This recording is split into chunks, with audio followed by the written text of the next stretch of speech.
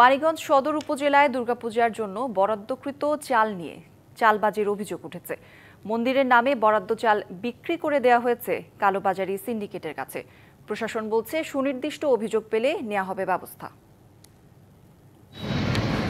মানিকগঞ্জ সদর খাদ্যগুদাম থেকে অটো বাইকে করে এই চাল যাবার কথা ছিল বেউথাঘাট সার্বজনীন দুর্গা মন্দিরে, কিন্তু চালের গাড়ি সেখানে না গিয়ে চলে যায় ১ কিলোমিটার দূরে বান্দুটি এলাকার একটি বাড়িতে। অটো চালকের কাছে জানতে চাইলে পরামর্শ দেন মন্দিরের সভাপতি দিলীপ রাজবংশীর সাথে কথা বলার। তবে ঘটনা অস্বীকার করেন দিলীপ রাজবংশী। তার দাবি, খাদ্যগুদাম থেকে চাল সরাসরি মন্দিরেই নেওয়া হয়েছে। খাদ্য অফিস থেকে আমরা চালটা গ্রহণ করছি এবং চালটা নির্দেশনা অনুযায়ী যার যার চাল তারা আমরা নিয়ে গেছি, ওইখান থেকে গাড়ি করে নিয়ে গেছি, যার যার মন্দিরে নিয়ে গেছি। মানিকগঞ্জ সদর উপজেলার চাল নিয়ে এভাবেই চলছে চালবাজি। বিতরণের শুরুতে প্রায় ৩০টি মন্দির কমিটি কালোবাজারিদের সাথে হাত মিলিয়ে এসব চাল বিক্রি করে দেয়। তবে ডিবিসি নিউজের তৎপরতায় পাল্টে যায় চিত্র। চাল নিয়ে যাওয়া হয় মন্দিরে মন্দিরে।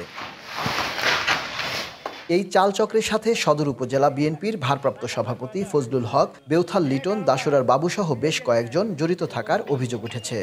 চাউল আমরা প্রতি বছরই বিক্রি করে টাকা নিয়ে যাই।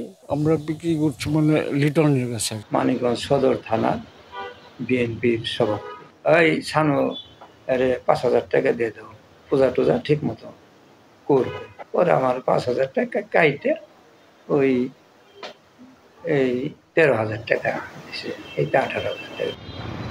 সিন্ডিকেটের সাথে জড়িত কেউ ক্যামেরার সামনে কথা বলতে রাজি হননি। তবে গোপনে চাল কেনার কথা অস্বীকার করেছেন বিএনপির এই নেতা। আমি যদি আইনেই থাকি, যে কটা ডিও আছে আপনারা পরীক্ষা নিরীক্ষা করে দেখেন যে এই ডিওর মাল তারা নিয়ে গেছে না আমার দিছে।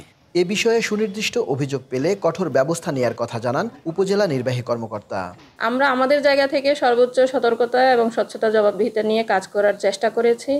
এরপরেও যদি সুনির্দিষ্ট কোনো অভিযোগ পাওয়া যায়, সেই ক্ষেত্রে আমরা প্রয়োজন অনুযায়ী ব্যবস্থা নেব। সরকারি স্বার্থে হলেও এই সিন্ডিকেট ভাঙা উচিত। এবছর মানিকগঞ্জ পৌরসভা ও সদর উপজেলায় ১১৭টি পূজা মণ্ডপে ৫.৫ টন চাল বরাদ্দ দেওয়া হয়। Ashraful Alam Liton, DBC news, Manikganj.